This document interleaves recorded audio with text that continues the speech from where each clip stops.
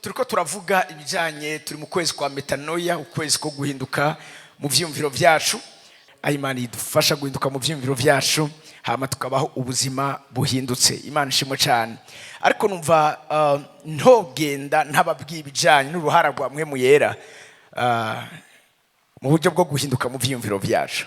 Numva ico shaka kuvuga cyane kandi uyu munsi cyane za guhagara ku bijanye n'ivyiyumviro vya Kristo dufise. Biravuga ngo tuzobigira, bivuga ngo dufise ivyiyumviro vya Kristo muri twebwe. Ico ndifuza ko kiba muri wewe kandi nikizo gushoboza kubaho ubuzima bunesha igihe cyose mu minsi yose usigaje kubaho. Yesaya 32:15 bijambo ry'Imana avuga ngo gushitsa aho Mpwemu azodusikirwa ko avuye hejuru, gushika aho Mpwemu azodusukirwa ko avuye hejuru. Hari ibintu bizoca biba, ubugaragwa bugacika itongo rimera cyane, ubugaragwa bugacika itongo rimera cyane, ubugaragwa bugacika itongo rimera cyane. The wilderness will become a fertile field. Hallelujah. Turi kumwe.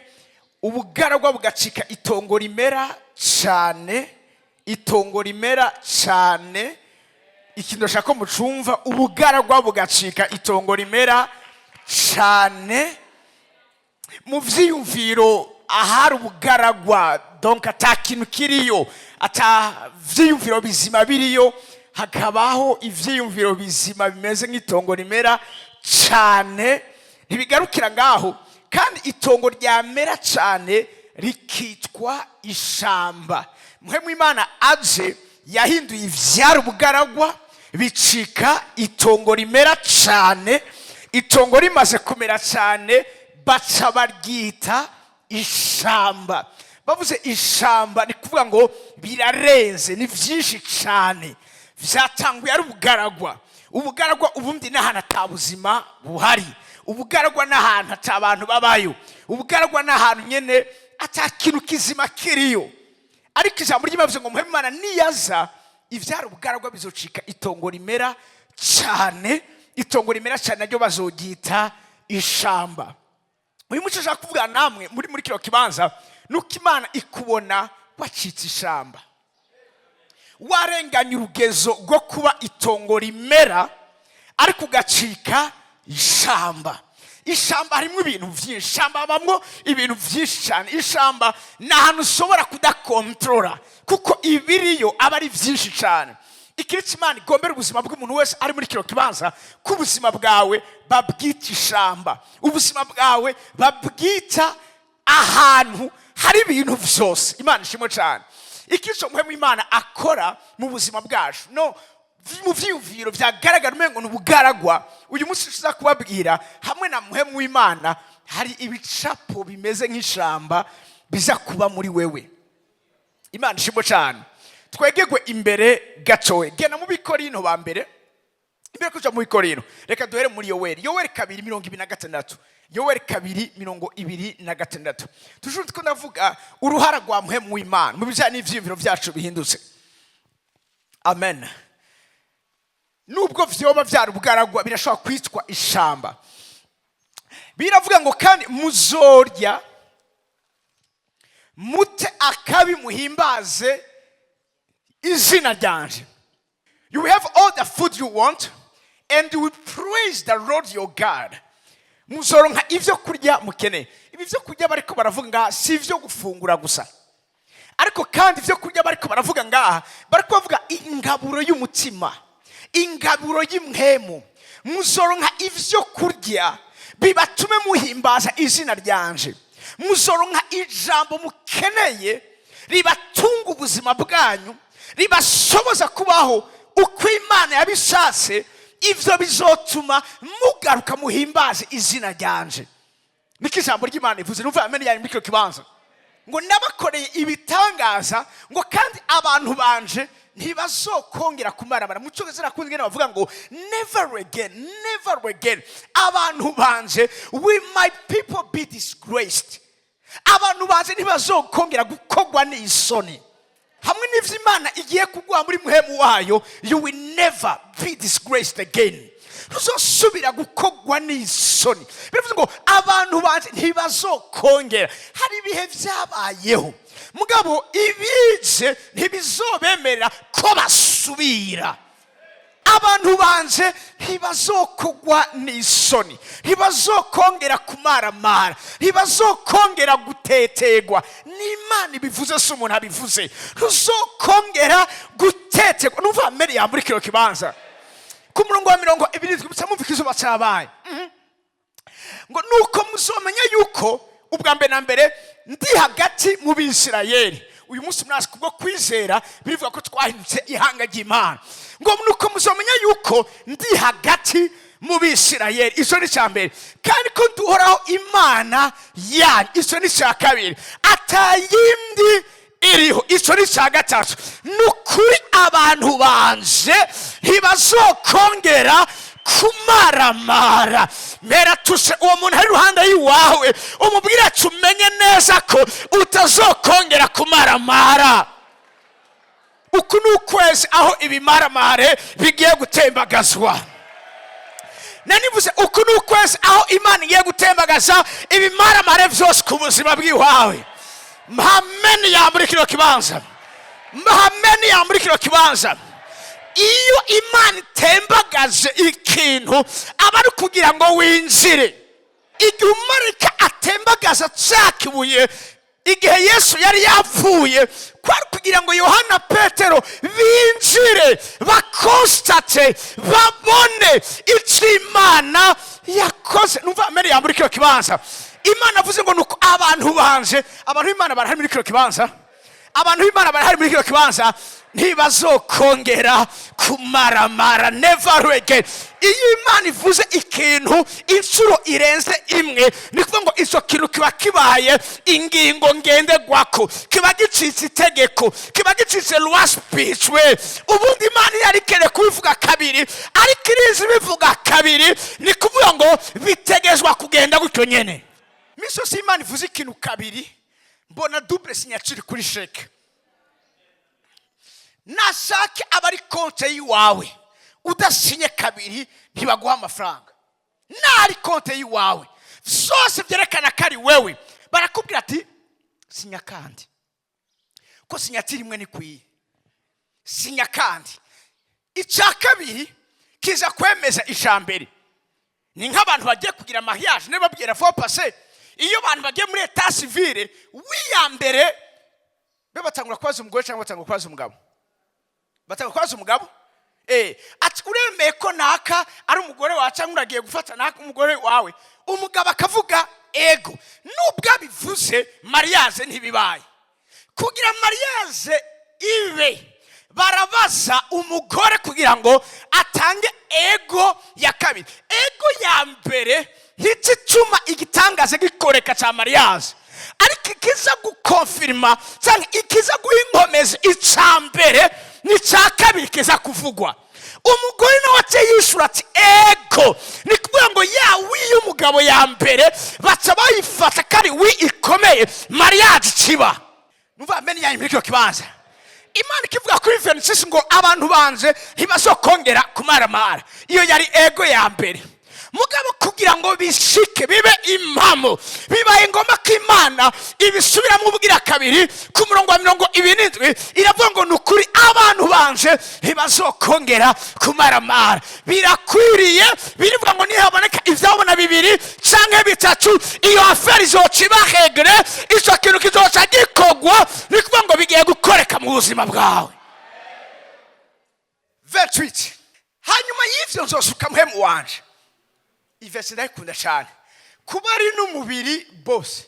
Abatagira umubiri nta Mpwemu ngaba ariko barabemerera, ariko nimba umuntu afise umubiri mani majambo urakwijije ivyangombwa kugira ngo Mpwemu Imana aze kuri wewe.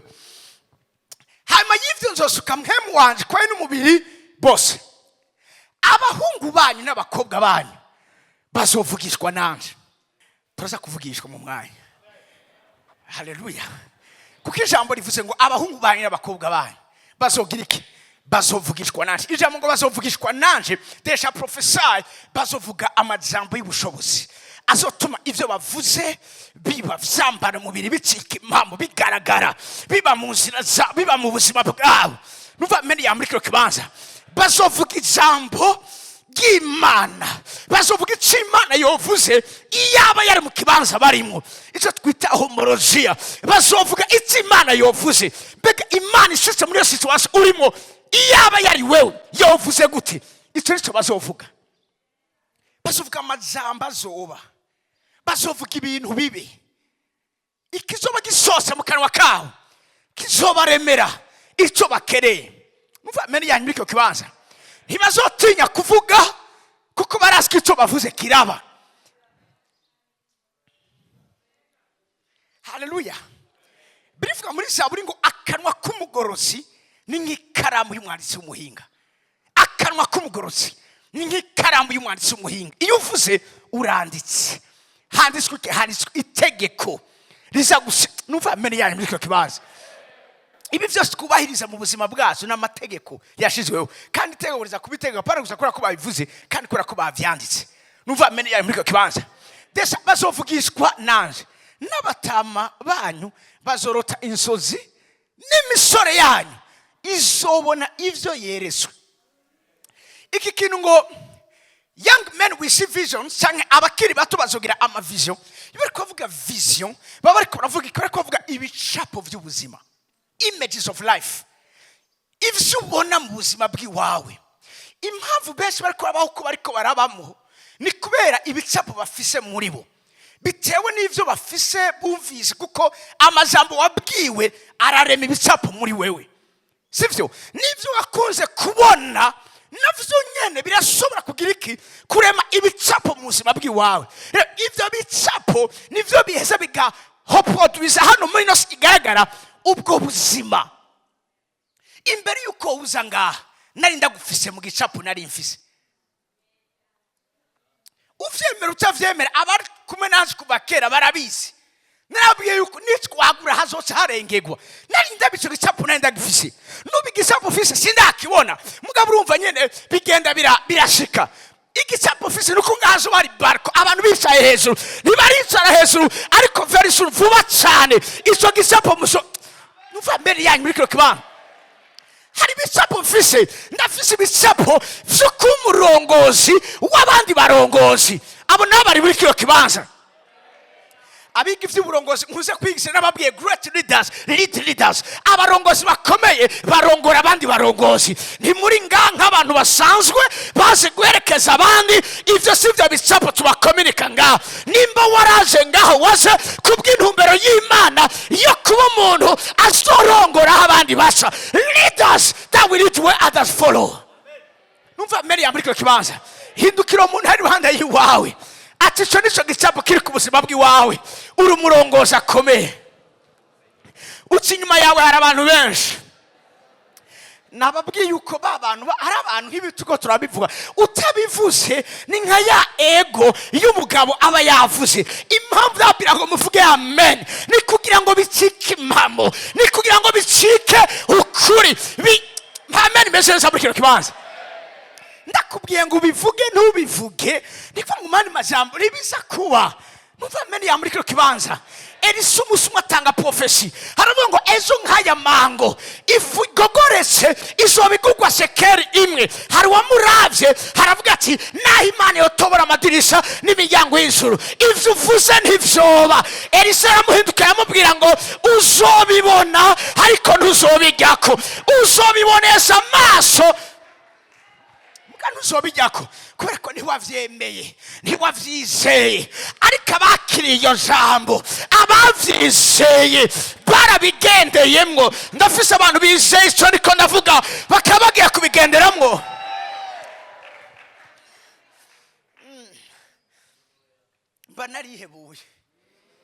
Mba narihebuye iyo ntizigira kwari kugira neza kw'Imana. Ivyizigiro n'ibicapo bibi ndani muri we. Ivyizigiro nigihe ubona vyagenze neza bitariko birage. Ivyizigiro nigihe ubona bariko baramererwa neza, nigihe ubona bariko barisugwa, nigihe ubona biriko biraca. Ivyizigiro nukubona nawe vyaciyemwo nigihe uba ukibirimwo. mba narihebuye ntizigira kugira neza kw'Imana. Kubera ko tuvuga ko twizigira kugira neza kw'Imana, nuko turafise ibicapo by'Abimana yagiriye neza. Numva mene ya muri kino kibanza, numva mene ya muri kino kibanza. Ni wananirwa gusoma Bibiliya, okay, nuzusome jewe ndi mubo Imana yagiriye neza. Numva mene ya muri kino kibanza.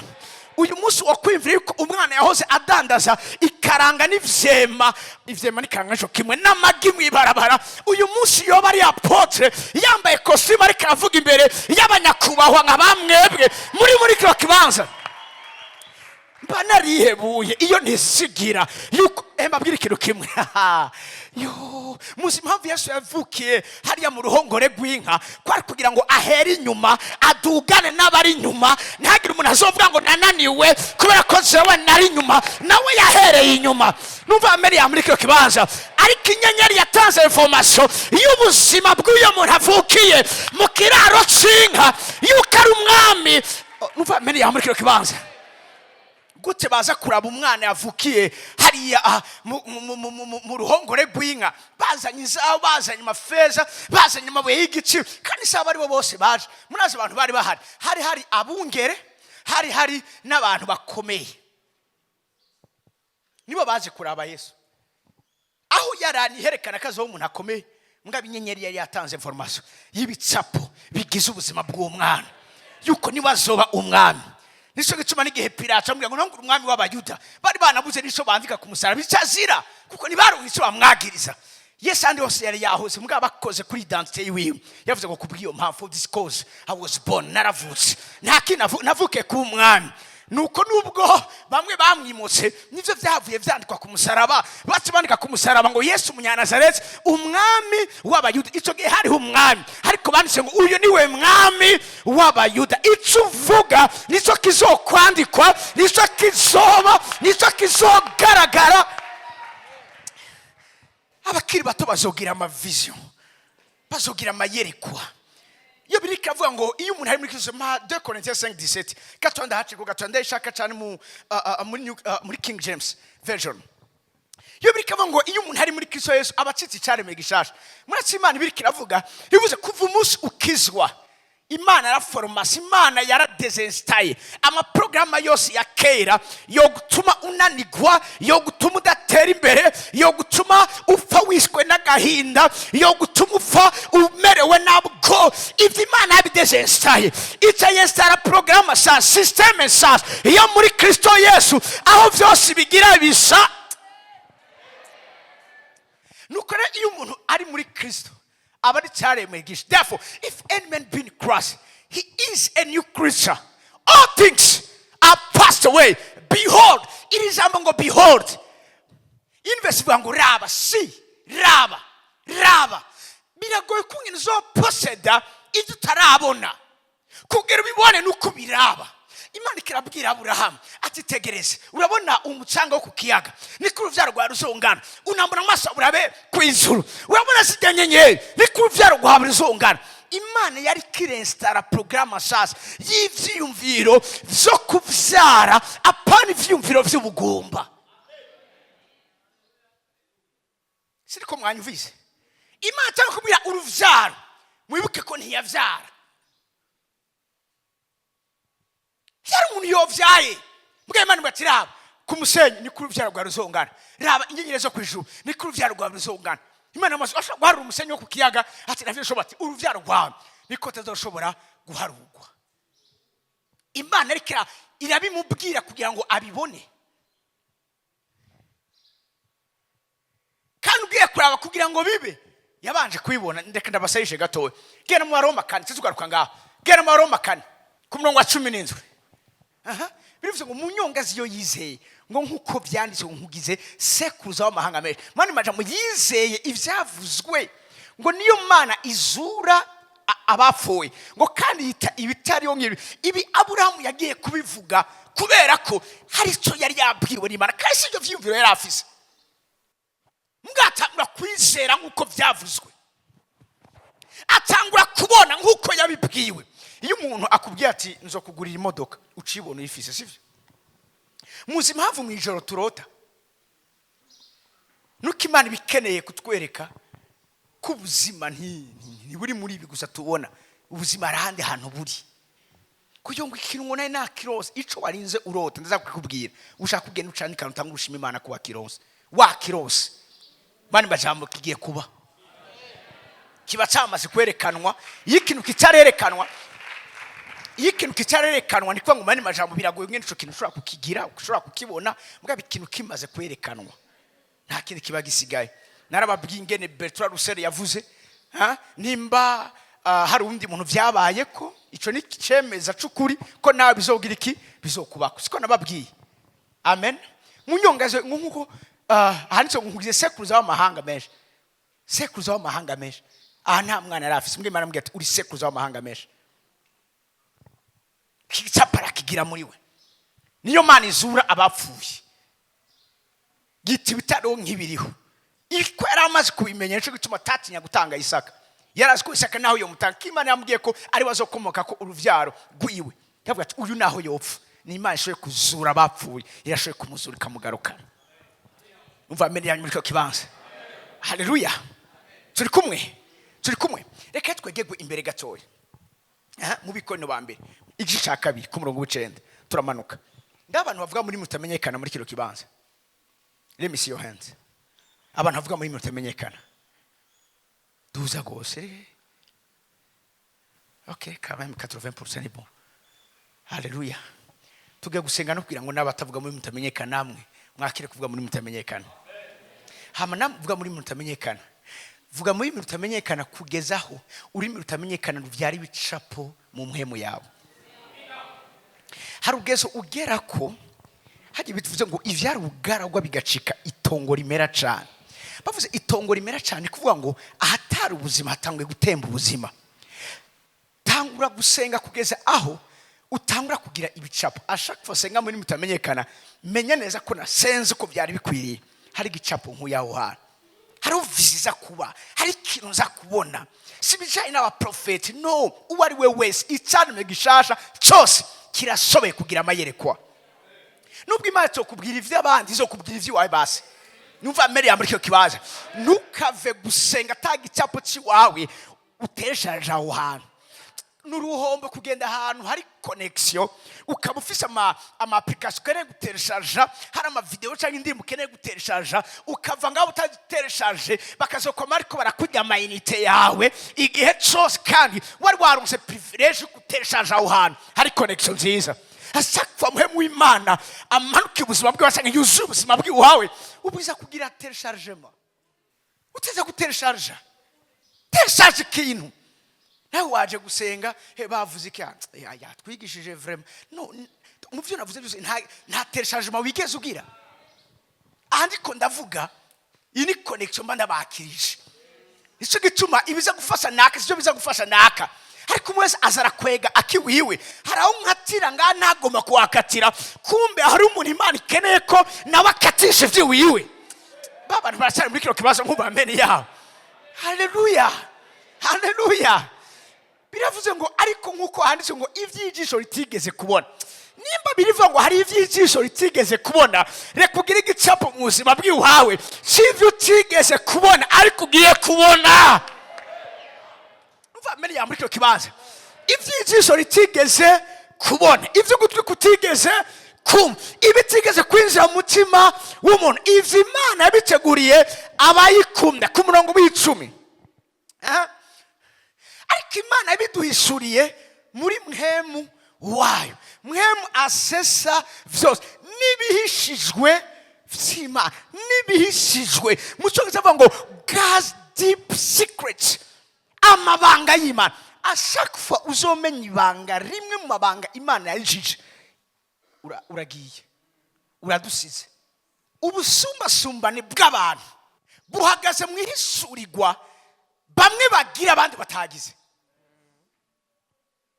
Uwayisuriwe ikintu kanaka imbere y'abandi aba umurongozi w'abandi basoza muri ivyo bintu. Uwavumbuye costume kare si kubahora bambara, mugabo uwagize irisurirwa ryo gushona costume. Ni murabe uyu munsi abantu bambara ama costume ingene bangana barya bose n'abakiriya biwe. Urazi nk'abaririmbyi akaririmbo kamwe gusa kashobora kuba gahejeje gukora vyose byari bisigaye mu buzima bw'uwo muntu, akarimbo afe kukavumbura gusa agakura hera akazanye ariko arakaririmba. Hari abazokora mu mufuko bamuzanira kontak, hari abazokogwa ko bamuzanira amasheke, ibiteramo bitandukanye bizotangura guko, kandi bose binze akaririmbo kamwe gusa kashobora kuba gahinda ubuzima bw'umuntu, akava mu bukene akaba abaye umugwiza atunga. Kamwe gusa bihagaze ngaha. Ariko iyo singo mwakibonye, uduha amakode, uduha bya biharuro vy'ibanga, batubwiye ngo ni Mpwemu Yera. Ubu n'umuntu atanguye kuvuga, ubu arafise amakode ya kofre y'Imana irimwo amabanga atandukanye. Just bumugenzi wiwe korana nawe azokujana muri ubwo bubiko, ni wavayo uzovayo twese twunama. Aho ubona ko Imana ntabitoranya ku butoni, Imana iraba nkuzi. Wa wundi azomenya ingene akorana Mpwemu Yera bizoba biheze. Listen, nta rindi banga mfise muri reishiti ya ministere atari uyu Mpwemu Yera, kuko suko navyize muri theology, hari abavyize vyansi. Numva meni yanyu muri kibanza nigi gituma bikunda n'uyu Mpwemu Yera. Sinuje narabwiye ngo ndigitangaza, no n'uyu Mpwemu w'Imana anzana. Umwe avuze ngo asesa vyose nibihishijwe vy'Imana. Uyu wo mufatanye hagushoboza gukora ivy'ubuhizi n'ivy'ubutwari. Reka tubandane. Juste kudabwira yuko ari disponible, even now ari disponible. Ushobora kugutwara hari amabanga y'ivy'Imana. Tuvuze amabanga y'ivy'Imana kuvuga ngo nibigushoboza gukora ivyo abandi badashoboye gukora. Aya mabanga harimo gute abagabo babwiza gutereta abagore babo. Aya mabanga arari. Harimo amabanga y'ukuntu ushobora kurera umwana wawe ntakumara amazi. Harimo amabanga y'ukuntu ushobora gukora business yawe from nothing, from zero to hero. Ngaha birahari.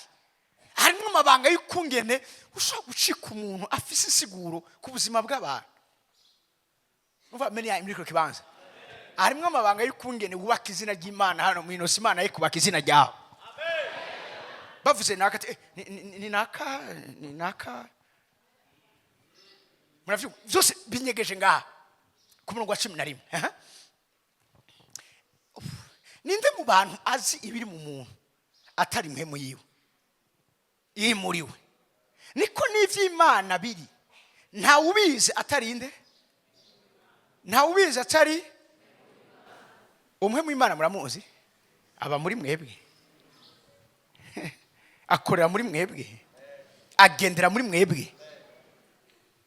Ufise excuse yo kunanirwa muri muno buzima, uri kumwe n'umuntu azi bihishijwe vy'Imana, amabanga y'Imana. Reka tubandanye. Ariko tweho ntitwahawe Mpwemu y'isi, twahawe Mpwemu ava ku Mana. Ntibavuze ngo tuzohaba, twaramuhawe. Vuga ndafise Mpwemu w'Imana, vuga ndafise Mpwemu w'Imana. Urumva ashobora kuba atari muri we mugabo atirisi nimba warakijwe ari kuri wewe. Nayo ibi ni bendi. Amen. Ariko twe twahawe Mpwemu ava ku Mana kugira ngo tumenye ivy'Imana yagize iki yatugabe. Mpwemu w'Imana adufasha kugira iki kumenya ivy'Imana yaduhaye, ivy'Imana yatubike, ivy'Imana yadutegekanirije, ivy'Imana yatunyegereje. Imana ishimwe cyane. Amen. Dufise ubuzi ivy'Imana yagize amabanga. 13 niho tugeze. Okay, navyo nyene turabivuga, ariko nitubivuga mu majambo yigishwa n'ubwenge bw'abantu, ariko tubivuga mu byigishwa na Mpwemu. Waba kuvuga mu vyigishwa na Mpwemu, ndiko ngo kuvuga mwihishurirwa rivuye kuri Mpwemu Yera, ngo tugeranya ivy'Mpwemu n'ivy'Mpwemu bindi. Kindagikunda cyane. Ugeranye ivy'Mpwemu n'ivy'Mpwemu bindi, ntugeranye ivy'umubiri n'ivy'Mpwemu. Urugezo rwo hejuru rwo gutahura ivy'Imana no kukompara ivy'Mpwemu n'ibindi vy'Mpwemu. No gufata ama principe spirituel ukayaplika mu buzima bw'iwawe. No gufata ivy'Mpwemu kabisira hamwe n'ibindi vy'Mpwemu. No kuraba ukungena bagendanye n'Imana bahizi bagendanye nayo, ugaheza ukabikompara cyangwa ukabisira mu buzima bw'iwawe. Ivyo nivyo bizoguha uburukiro bw'umutima w'iwawe, apana kubikompara mu mubiri.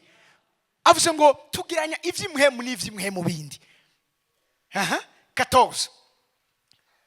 Ariko umuntu afise umubiri n'ubwenge gusa ntiyemera ivyamhemu w'Imana kuko ari ubupfu kuri we kandi ntashobora kubimenya kuko vyitegerezwa mu buryo bw'imhemu.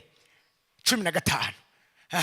Ariko umuntu w'imhemu kinagikunda cyane. Umuntu w'imhemu yiyumvira nyene ivy'imhemu. Umuntu w'imhemu afise ivyiyumviro giye kwabwira mu mwanya, afise ivyiyumviro vya Kristo. Umuntu w'imhemu afise ivyiyumviro vy'imhemu muri we. Ivyiyumviro vy'imhemu ni ijambo ry'Imana mu mhemu yawe. Birivuze ngo umuntu w'imhemu asesa vyose kandi ubwiwe nta umusesa. We uremberewe kumenya ivy'umurozi, mugabo umurozi ntazomenya ivy'iwawe. Narigeze kugwana n'abasataniste gihe kimwe, sinibuka nimba ari muri 2007-8. Hama ico gihe umwe mu basataniste acaza mu kayabo, mu kaya akayabu karaza. Karaterwa amahano, sini utigeze yemenya afata ubuhiri, akiruka yakabanika agenda agakubita mu mutwe bace bumva telefone. Barabwira ngo murisha umuntu. Ariko umuntu nasavye uko uwo muntu twariko turagwana nawe. Kubyo mu ijoro ndyamye, sinarose. Ndyamye. Nkanura gutya. Hazi imiriro hejuru yandi kuri parfum turagaro. Boni ntambara nyinshi numva ijwi rimbye niryo ryari mbere numvise voix audible ijwi rikubwira nkuko ndiko navuga. Rirambwira ngo mwana wanje ngo ingabo n'imikogote vy'umukozi wa Satani aramuvuga ati vyaje kugira ngo bikugwanye ariko uhumure kuko nanakunke ingabo zanje kugira ngo zigwane mu ruhande rwawe. Inyuma y'imisi 3 bakwisha ko kayabo gapfuye baca telefona ngo hapfuye umuntu. Abantu b'imhemu bararihinzwe. Birivuga ngo nzokurungikira abamarayika banje bakuramire bakuzigame. They will take charge over you. Hallelujah. Hano pastor w'umugenzi John Mukinama. Nasi kanzo mubazana abashingiye ntaye. Yaba mu buyenzi. Hama rero umunsi umwe yumva yovyuka gusenga. Nkwe maramubwira ati vyuka usenge. Yaramaze igihe ateye umudurumbanyo abantu baba muri ako gace. Bamugira inama. Hari umukecuru afite imyaka 60 atigeze arongogwa. Ashavuga ati je ni mu mpumbe. Urya mu mwanya mutoya bazabagiye kumuhamba. Munyuma araza aramubona. Aramubwira ati mu minsi mike ugiye gupfa. Wa mukozi Imana aramubwira ati mu gishingo c'urufugi wandi niwe ugiye gupfa. Atoke sawa tugiye kubiraba. Baramutinya uwo mugore. Uwo mukobwa nyene mugabo mva kuze. Hama umunsi umwe mwijoro mva muhemu Imana amubwira ati vyuka usenge. Kumbe ngo yirezanye icupa ngo aza kumuboheramwo hama mwugaranireyo aburi mwemu baze gusanga yapfuye asinziriye. Nivyo yari yateguye. Ngo atanguye gusenga mva muhemu Imana ati senga muri mutamenyekana. Atangusanga muri mutamenyekana. Ngo aca yumva nkuko mengo wa mugore araje. Ako kanya acavuga ati je sinamenye ngene nabivuze ngo nasanga ndavuze ngo mu gisingo canje muri iryo supa abari we ujayo umutima wawe uhagarare. Akibivuga yagiye gusenga mu gatondo abona abantu bose baje kugandara. Arabaza ati habaye iki? Ati wa mukecuru wahajya yapfuye. Ati vyakweri yatubwiye atumviriza naranse kuvyemera ku buryo uwo munsi sinagiye gusenga. Nanje nagiye muri cyakiriyo yari yavuze ngo nzewe ngiye gupfa ariko nari namubwiye ko mu gisingo canze ni wagiye kuja. Abantu b'imhemo ntibarogwa bararogora. Nawe uringa nusogira ubwoba ngwe kubagiye kubapfumu kwabonye izina ryanje abana ati yo haragahuzu bagutwaye umuntu akarada sinziriye nibashake bazitware zose. Indagu ntaco zotwara ba Yakobo. Nuva Maria muri kiro kibanza. Hallelujah. Nuso guhagarika umutima. Hari ahantu uri. Hari ahantu navuze ngo hari ahantu uri. Hari kambi. Ndabasikira kime biroroshe kuja gufata umuntu muri leta y'amajoro. Nturamurindira gasohoka. Kuko ugiyeyo uza kugwana n'abariyo bose. Uramurindira. Ni umuntu nawe uri kwamwiruka ko ngo umufate umutware sinzi akiyaranje uburyo bwose agasimbira muri ambassade ya Etats-Unis. Hajya mu kigobe agakorokerayo. Usigara ukibona utagifata. Kuko aba yinjiye mu kindi gihugu kindi. Nashaka mbwira abantu bari muri cyo kibanza hari kindi gihugu kindi twinjiyemo. Kugira badukureyo nuko bamanza kubiheza n'umwami wacu Yesu Kristo. ataruko batamunesheje ntibazokuronka, batamunesheje ntibazogufata, batamunesheje ibyo bavuga byose ni mpfagusa. icyo nkundira Imana rero nuko ibyo baza kuvuga byose baza kubivuga yarahejeje kuvuga. icyo yavuze nicyo gikomeye gicuma ibyo bazovuga hanyuma atana kimwe kizoshoboka. Barama aravuga ati unovuma gutaba Imana yahezagiye. iyo ataza gusanga Imana itarabahezagira byari gukunda kabavuma. mugabo aje agasanga Imana nayo yaramaze kuvuga ntibyakunda akavuga igitandukanye n'icyo Imana yavuze. Numva meni yanyu muri kiro kibahaze. uko niko uri, uko niko umeze. umuntu w'imwe masesa byose kandi ubwiwe nta ushobora kugira iki kumusesa. ijambo rya Imana kurangiza ko says ninde yigeze kumenya ivyiyumviro vy'Uhoraho. ndakwifurize kumenya ivyiyumviro vy'Uhoraho, ndakwifurize kumenya ivyiyumviro vy'Uhoraho. ijambo ry'Imana rambwira ngo kuko nzi neza ivyiyumviro ndabiyumvira ko niko Uhoraho agize, katari ivy'ivyago, katari ivy'ivyago. ivyumviro Uhoraho afite ubuzima bwawe si ivy'ivyago. ivyago nibirimwo, amaruswa ntarimwo. avyumvira twiyumvira ko ni ivy'amahoro kugira ngo adutere ivyizigiro vyo muri kazoza. ninde yigeze kumenya ivyumviro by'Uhoraho? ivyumviro by'Uhoraho biri mu ijambo ry'Imana. ivyumviro by'Uhoraho biri mu cyo Imana ivuga biciye mu ijambo ryayo ngo yigishe Uhoraho. ariko twebwe vuga ngo ariko jewe, ariko twebwe dufise ivyiyumviro bera tushomwe hari wandi amubwira uti ufise ivyiyumviro vya Kristo. Hallelujah. dufise ivyiyumviro vya Kristo. ni bande bazi ivyiyumviro vya Kristo? ivyiyumviro vya Kristo ni ivyiyumviro vy'ubucunguzi. abafise ivyiyumviro vya Kristo babona ico bakorera abandi, ntibabona ico abandi babakorera, babona ico bagiye gukorera aba. ivyiyumviro vya Kristo ni ugucika inyishu y'ibibazo biri mu muryango wawe. ivyiyumviro vya Kristo ni ugucika umugisha hejuru y'ubuzima bw'abandi benshi. ivyiyumviro vya Kristo ni ivyiyumviro vyo kuja imbere, birava ngo kuja imbere kwawe kubonekere bose. ivyiyumviro vya Kristo ni ivyiyumviro vyo kunesha. ivyiyumviro vya Kristo ni ivyiyumviro vyo gutotahara. umunsi w'umubwira ati rekura abantu batahe. Yesu ababwira ati sinobarekura, babanye nanje bagende bafise inzara. ivyiyumviro vya Kristo ni ivy'umusesekara. Petero ati ntabyo dufise tubagaburira. Yesu ati none mubicareke mubagaburire. birahari, nimba ni ngaha birahari. ivyiyumviro vya Kristo ni ivyiyumviro bituma amasolisi aboneka. ngo dufise ivyiyumviro vya Kristo. ivyiyumviro vya Kristo si ukuneshwa. no. ivyiyumviro vya Kristo ni ukunesha. ivyiyumviro vya Kristo si ugusubira inyuma. ivyiyumviro vya Kristo ni ugutera tuja imbere. ivyiyumviro vya Kristo si ukwicwa. no, ivyiyumviro vya Kristo ni ukubaho. ariko twoho dufise ivyiyumviro. Yesu ntiyigeze agira ikibazo c'aharyama, ico afungura. hari igihe abarungika ati genda hariya bashaka ikori, hari ifi ifitiye amahera, muyasamike hama turiho ivy'abandi. ivyiyumviro vya Kristo nuko vyose n'abasavyi b'Imana. numva norangiza kuri ijambo vuga ngo vyose n'abasavyi b'Imana. ibiriho vyose n'abasavyi b'Imana.